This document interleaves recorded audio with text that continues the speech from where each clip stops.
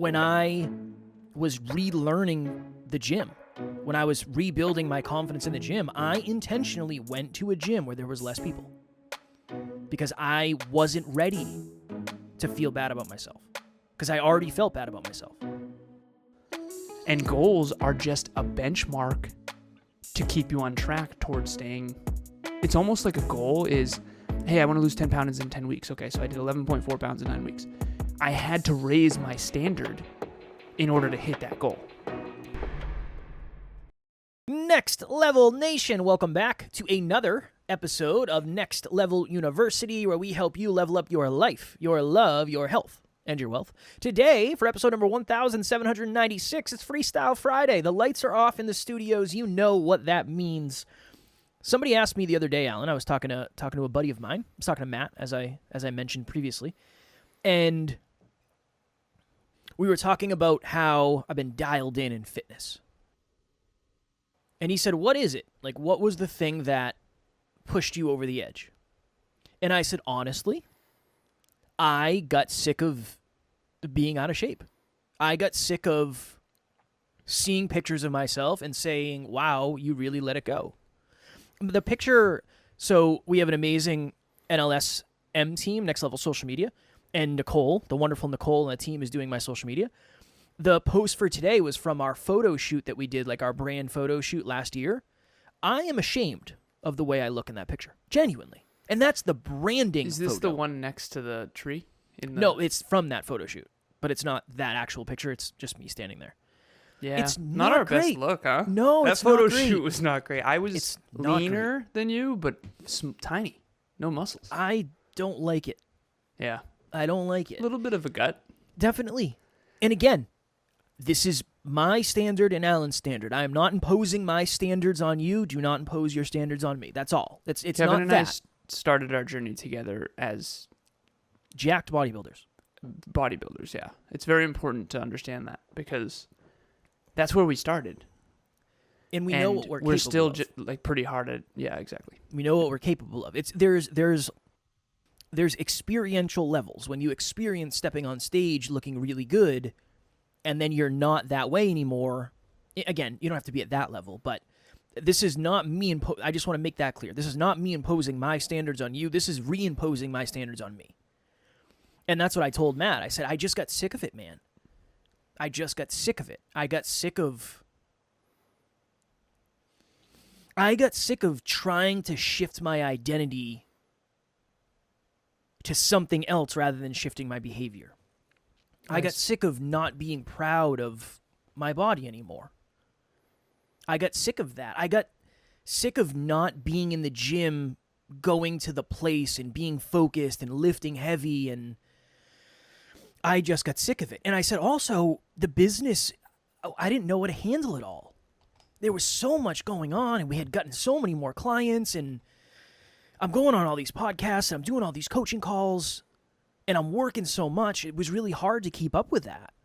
It was really hard to keep up with it, and I prioritized other things over myself. But at the end of the day, your standards for yourself matter more than other people's standards for you, to a degree. Because let's say Alan's standard for the way he is treated is very high. My standard for the way I treat Alan is lower than his standard for the way he's treated. This relationship isn't going to work. So in that case, living up to my standard isn't necessarily enough for us to maintain this relationship. So that's a whole nother conversation. But I just thought... That was a hell of a hypothetical. Yeah. Yeah. Because I don't think that's the case. No, I think it's probably the opposite. It's become, yeah. Unfortunately, it's probably the opposite. It's so interesting to me whenever you do hypotheticals that I know are wrong, but no one else does. It's funny. Well, I just think... The other one's probably less kind. Yeah, the other one is less kind. But I think it kind of goes back to what we talked about yesterday, where your standards do matter more than anyone else's when you're by yourself. But when you're with other people's standards have an impact on everything as well. But I thought that might make for an interesting Freestyle Friday. It's just, you got to get to the point where you're sick and tired of being sick and tired. And that's a wonderful jump off point for a lot of us. I don't know why it takes a certain amount of pain to change. It just seems to. Yeah. There's usually a certain amount of discomfort required before you do something more uncomfortable to avoid the current discomfort you're in. Don't know why it's set up that way, but it kind of makes sense. If you're in the water and the water is warm, you're not going to get out of the water. But if the water is... This is a good example, potentially. You ever go in the hot tub? Is your audio doing the thing, or is it your internet? That's your internet. My internet. Okay. Yeah, you can kindly F right off. Okay. You ever gone in a hot tub in the winter? Oh, yeah. How brutal is it when you get out? Yeah. It's brutal. Yeah. But contrast. A lot of contrast. But if you're in the hot tub, and let's say the hot tub breaks, and then the water starts to get colder and colder and colder and colder, you're going to get out of that thing a lot faster because you're going to be okay with walking through the snow to get back inside because it's not warm anymore. Because the discomfort of what you're doing is greater than the discomfort of what you're imagining yourself doing. That is the issue. That is the problem.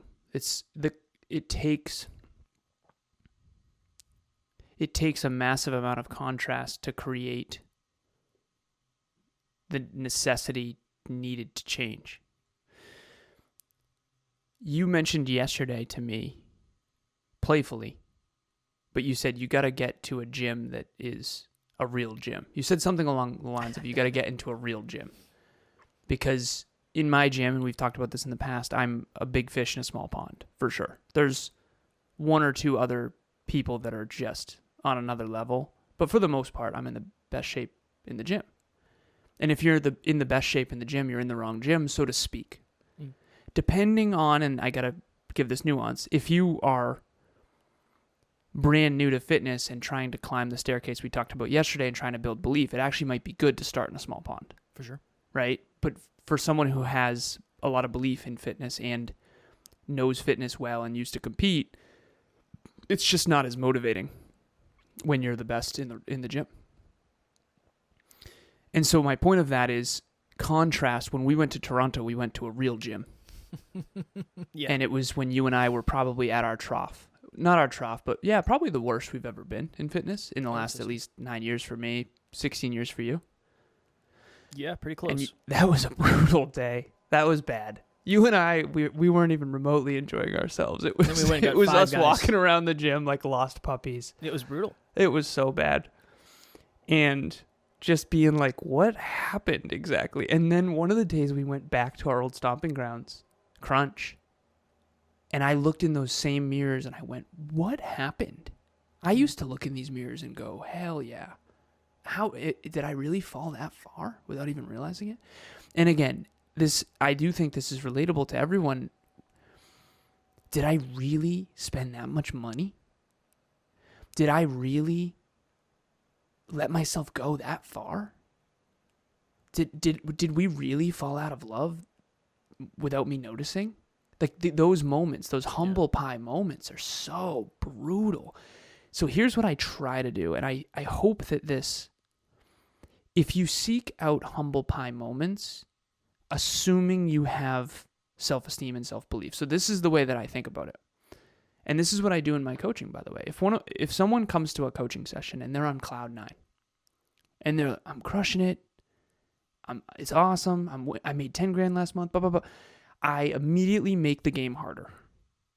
I immediately am, okay, let's up the ante. Let's get to the next level. This level, you're winning. Great. Awesome. Let's get to the next level. Congratulations. Good. Where are we winning? Awesome, awesome, awesome. Here's what we need to improve.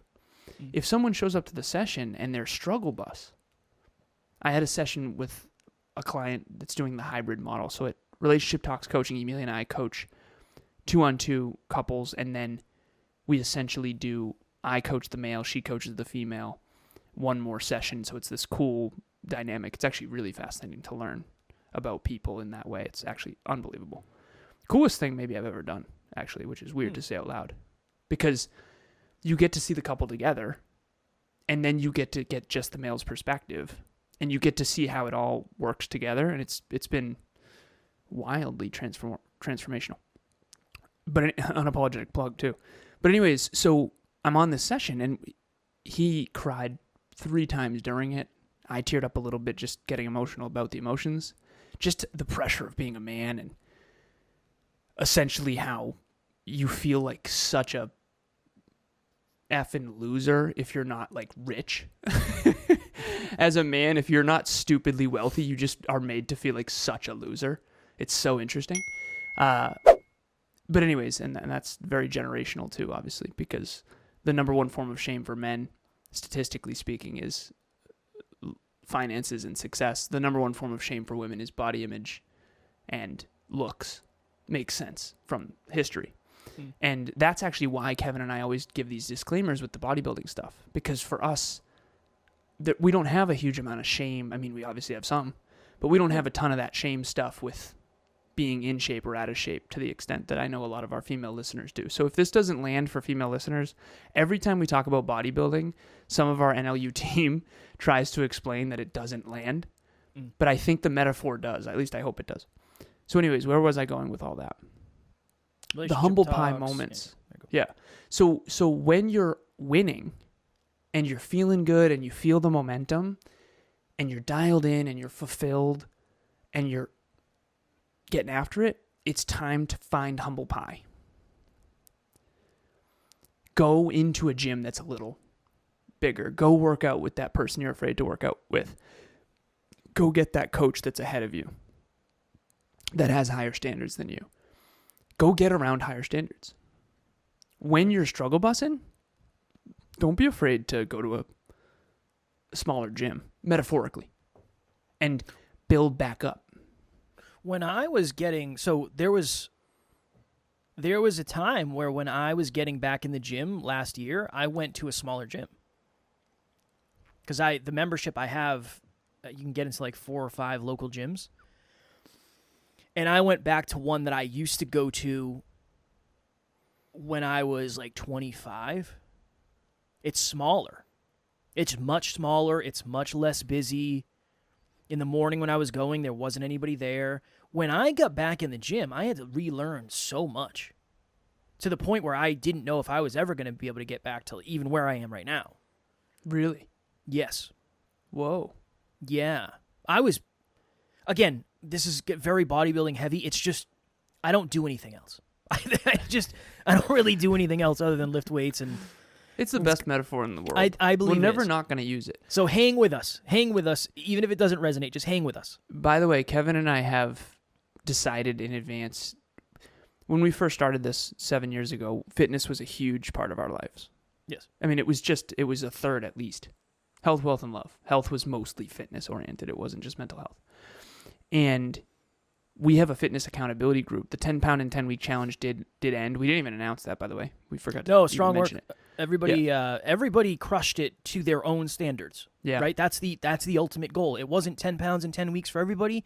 Some people I'm going to weigh myself for the next 10 weeks because I've never done that before. We had at least 7 people that lost a good amount of weight. Yes. At least, if not more than that. And again, those are only the people that mentioned it. Yeah. So it might be more than that.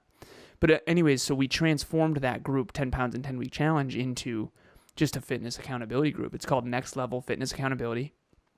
If anyone wants more fitness accountability, I've decided, I know you have too, Kev, my 3 things are self-improvement, number 1. Number 2 is fitness. And number 3 is business. So this podcast is about self-improvement, but fitness is going to end up inevitably being a bigger part of it just while you and I dial in. As we make fitness a bigger part of our life, which we desperately need to, if we want to get back to our old best, it will inevitably be a bigger part. And I know we did yours. I think yours was self-awareness, fitness. I don't even remember. I don't write this stuff down. Okay. Oh, there goes your chair. There's my chair. There goes the Hasn't chair. happened in a minute. Not as big of, probably because of the change in camera angle? No. Oh. No, I'm not leaning back as much. I'm like I lean forward a little bit more. When I lean back, like this is fully reclined, and then for some reason it just decides to hit the trap door occasionally. Fly backwards. But anyways, what were you saying? I was saying something valuable, super valuable. Could have been the most valuable thing ever of all time on this podcast. Then you interrupted me and I lost it. No, I'm just kidding. If anyone wants to get into the fitness accountability group with us, Next Please Level reach out. Fitness Accountability, it's a WhatsApp group. It's private. Invite only. reach out to Kevin and I. We'll put you in there. Yeah. And it's all it is it's just a cool place where you get to celebrate successes and share struggles. The reason, after the 10-pound and 10-week challenge, Alan and I were talking about it, and we both agreed, I think we should keep the group because I think it's going to help us as much as it's going to help anybody else. Yep. If not more. Because when you're, quote-unquote, a leader in a group, you don't want to let the group down. And that's an important thing. That's an important thing for us. I want to lead in fitness again. I used to lead in fitness. I want to lead in fitness again. What I was saying was, when I was relearning the gym, when I was rebuilding my confidence in the gym, I intentionally went to a gym where there was less people because I wasn't ready to feel bad about myself because I already felt bad about myself. Can we talk about that a little? So you mentioned standards. Yeah. We talked yesterday about the personal development set point, which is very high level for any new listeners. We've talked about this a lot in the past, but we need to stop presupposing everyone's listened to all NLU episodes. You guys have more important things to do than to follow everything Kevin and I say.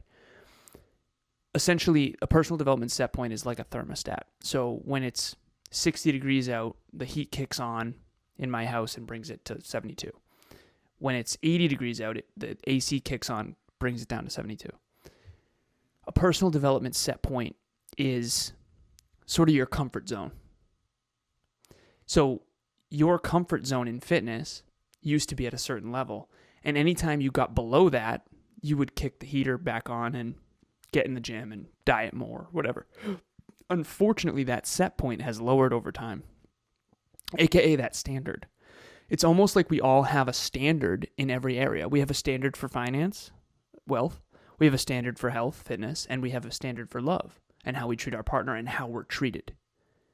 So the lowest standards that I've ever had in my life by far, and this is actually interesting as hell because this is probably my biggest weakness, is a standard for relationships. When I grew up, I don't think I had any standards for who I surrounded myself with.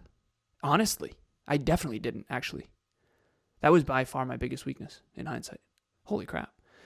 So my standards were super low for how I was treated and who I spent time with. And they've gotten way higher, fortunately. And in a weird way, I think my life has gotten better to the extent that that standard has raised. That's wild to think about. Makes sense. Whoa. So everyone check in. Where are your standards? Where are you living below your standards? And by the way, if you want fulfillment might as well be, hey, live at or above your own standards and you will be fulfilled.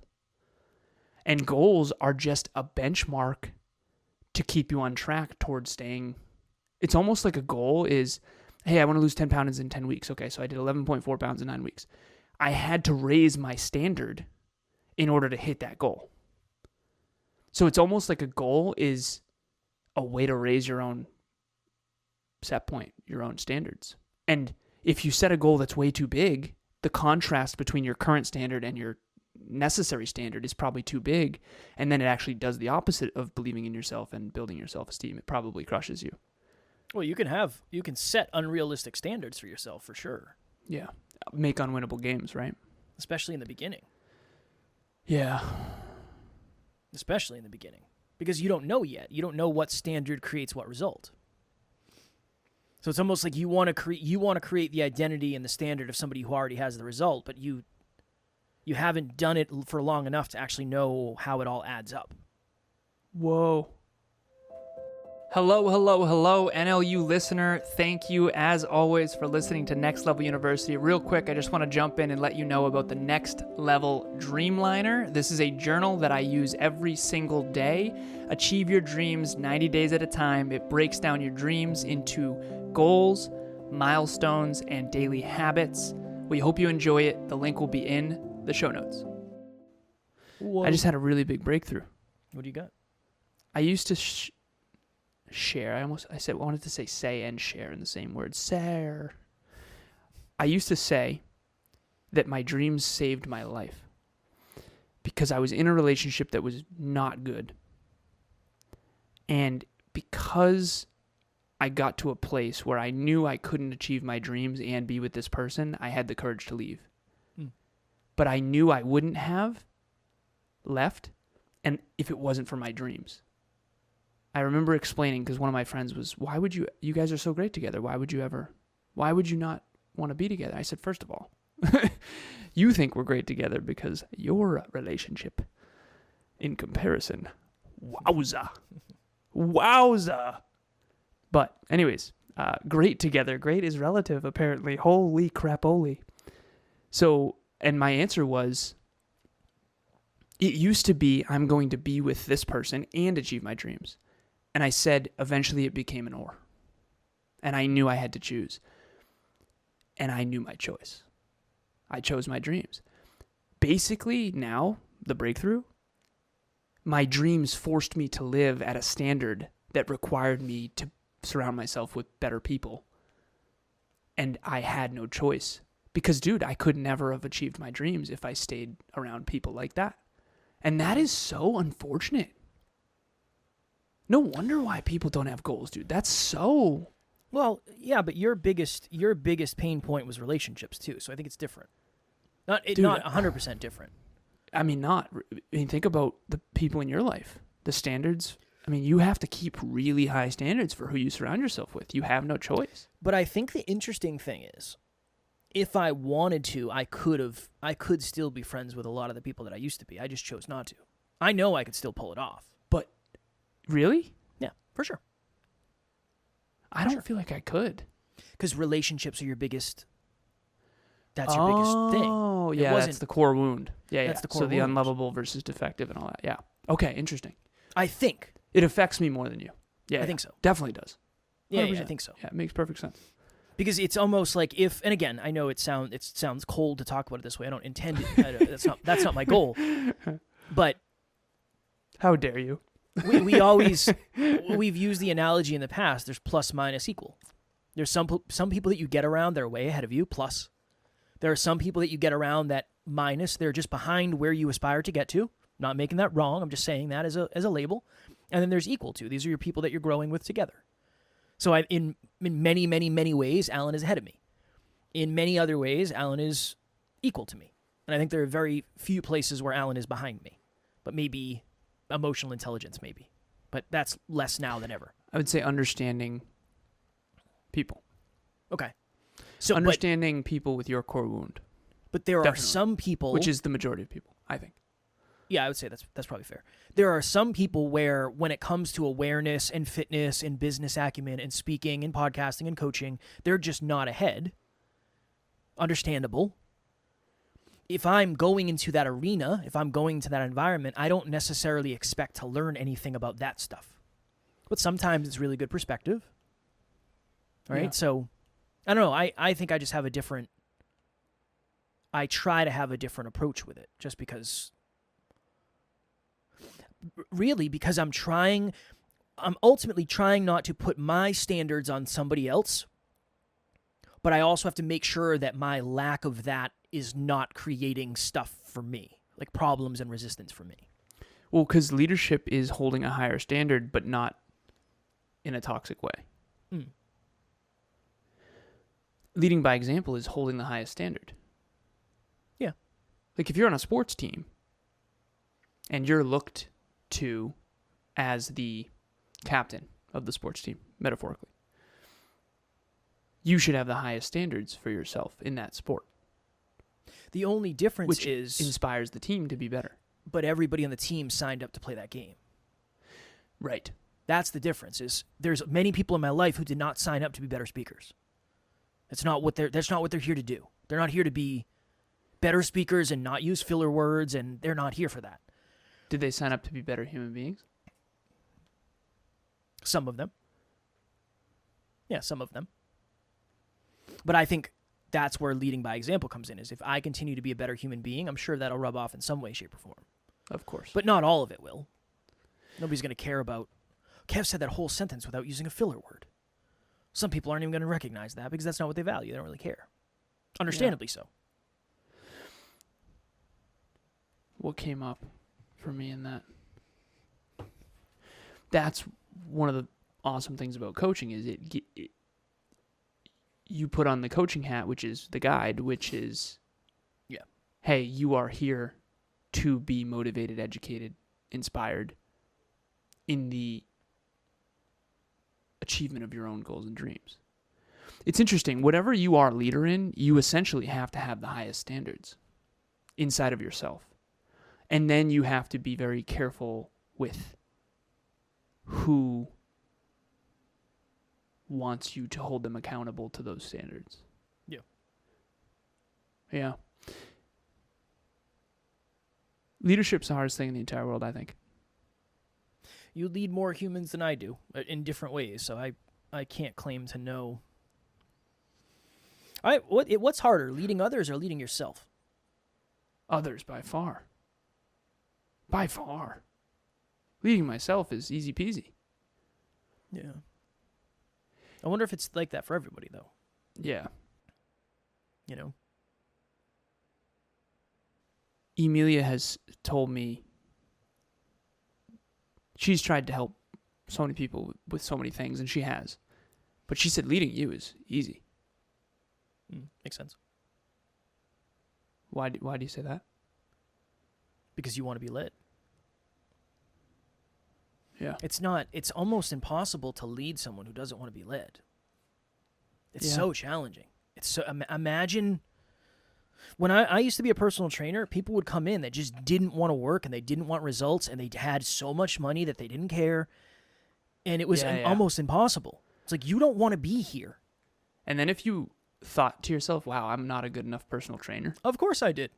That's naturally where my mind went. That's so detrimental. That's I feel like I've done that my entire life. It's why. Yeah. Now, it's worse. Imagine someone comes in, pretends they do want to be in shape, pretends they do want to put in the work, pretends they do put in the work. Look at the behavior. You just I look know at the behavior. that, but the behavior in front of you is very different. I used to say, words can lie, actions never do. That's not true. No, that's not true. Actions definitely lie. People put on a show while they're in front of you. Yeah, actions are better liars than words. We had if you know how to do it. Waitress yesterday. We went to Longhorn for my mother's birthday, and the waitress knew I was into fitness, which is good news because that means that I look like at least somewhat of a bodybuilder.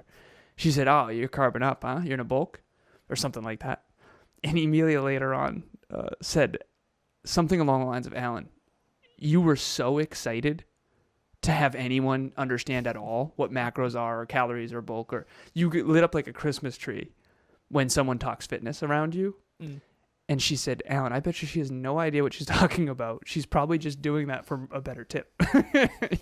And again, Emilia's being playful with it. But honestly, that's probably true. She's probably just putting on, here's what's happening. She sees a bodybuilder. She wants to create a good experience for us. That's her job. And she wants to light us up. It's my mom's birthday, blah, blah, blah. So she talks about what I value. Yep. Then I think that's what she values, when in reality, that's actually 1% of what she values, but she amplifies it to 20%, and then I think she's into fitness too, and oh my God, we can talk macros and all that stuff. I never realized that people are amplifying that 1%. Well, that's sales. That's belonging, and that's sales. That's exactly sales. what sales is, right? And Yeah. now I'm on. So Emilia said, "Yeah, that's just she doesn't track macros. She is just saying that because that's her job." And I said, "You know what? That's interesting. I don't really do that much. I don't dial things up for people. Well, I think if that's anything, small I talk dial too, it though. down. Yeah, I think it's small talk is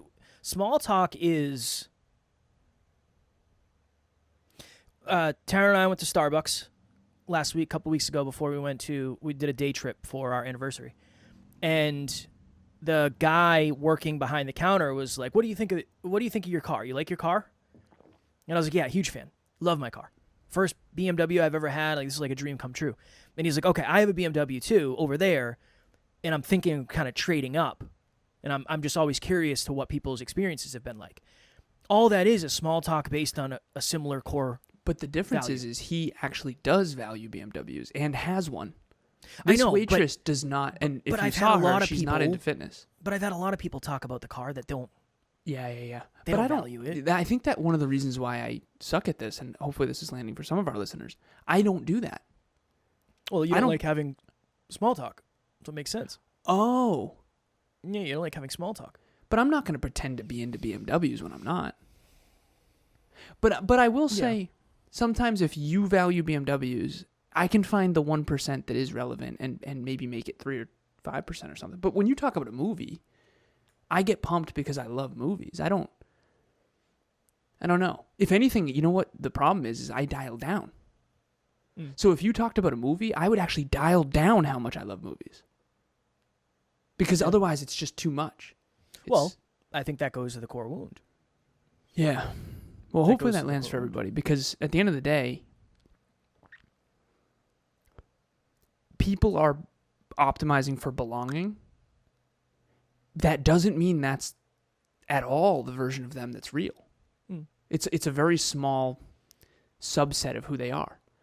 And all of us are kind of, you and I talked about this, people are very humble around you, typically, and they tend to ego up around me. That's been fascinating because they're amplifying the achiever version of them around me, and they're mirroring you. They're mirroring your humility, and they're mirroring my self-belief. So we're getting this echo chamber of, I mean, dude, if you could be a fly on the wall for some of my conversations, it's unbelievable what people do. Oh, yeah, I'm... It's like, what are we even talking about? I don't even know you. Why are we talking about your goals and dreams? It's like they're mirroring and matching my intensity. That you give them permission to do it. You give people permission to dream and to express. Huge superpower, and I'm so grateful for that. Genuinely, that's my mission. That's my purpose. I love that. But holy crap, that comes with a downside of thinking that everyone's into goals and dreams. For sure. I've spent my whole life thinking everyone has huge goals and dreams, and I saw someone recently who I hadn't seen in a really long time, and I was like, whoa. You didn't you want a XYZ? And now I understand that around me, they were amplifying that. And again, this has gotten off track, but whoever is listening or watching, what is it that you are, that you amplify in others? That's not how the world actually is. They're mirroring and matching you. Human beings are the best in the world at belonging. We will completely enmesh. I witnessed that in real time yesterday at dinner. Everyone's just enmeshing. Okay, what is in common that we can all stay at? Right? And I think all of us live in our own little echo chamber because of that. I think it's very important for all of us. I mean, I didn't know that. That's within my 30s for sure. I didn't know that at all. It's really challenging to find the amount of relationships you would probably have to sift through in order to find someone who is just so aligned with your core values, your core beliefs, your core aspirations, your traumas, your triggers, your core wounds. It would be really challenging to do that. Yeah, this is why the honeymoon phase is so interesting, because the honeymoon phase is a version of you that you can't sustain. Yeah. Not always. But like with Emilia, I said, be me. 100% me. There's no dialing up or down. Just be me. Yep. Detach from the outcome and just be fully you, because you need to be loved for who you actually are. Don't pretend anything. And she said the same thing. And we've talked about it since. Like her sister came into her bedroom before our first date and said, seriously? Her sister's, just seriously meaning you're going to wear jeans and a black tee? Mm-mm. On your first date, aren't you excited to meet this guy? Talking about me. And she's like, this is me. I'm just going to be me. We showed up, both same exact outfit. Jeans and a black axe throwing, right? Yeah. Axe throwing. Yeah. And I had the inclination to let her win. And I didn't. I couldn't, because I needed to be me. And me is a little competitive. I crushed it, man. I didn't think I was gonna, honestly. Crushed it. It's an interesting game. Axe throwing is an interesting attraction. This would never fly in anything other than Freestyle Friday, but our axe throwing guide did not break character even a little bit. I love that. It was excellent performance. I don't know if it's because he was nervous. In hindsight, it's probably because he was super nervous, but he did not break character even a little. He was like a caricature, man. I respect it. Yeah.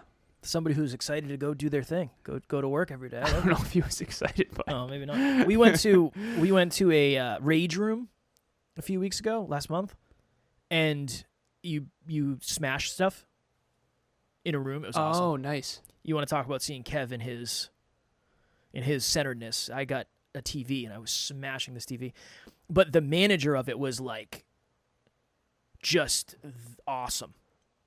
Just he's basically like, I want you to go in that room and I do not want you to take out any anger with you. Do whatever you want, smash whatever you want. You can play whatever music you want. You can swear as much as you want. Just make sure you leave that room happier than when you went in. And it was just like, okay, this is the best. Why haven't we heard about this on the podcast? Was there no lesson in that? I don't know. I thought I talked about it. Maybe I'll have to go look. This is the first time I've ever heard about the Rage Room in my entire life. I posted content. You don't watch my social media though, just like I don't watch your social media. So we don't really know what's going on in each other's lives because we just talk about business. All right, we got to go because you have a call in 4 minutes. An interesting one today. Standards for the way you treat other people. Standards for the way. This would be my takeaway. Are your standards for others higher than your standards for yourself? Are your standards for yourself higher than your standards for others? And are your standards constructive or destructive? In whatever way, whether they're too high, too low, whatever, that's a question for you to take away with. Agreed. You dig? Yes. All right. As always, we love you. We appreciate you. Grateful for each and every one of you. Reach out if you want access to the Next Level Fitness Accountability Group. And as always, at NLU, we do not have fans. We have family. We will talk to you all tomorrow. Raise those standards. Next Level Nation.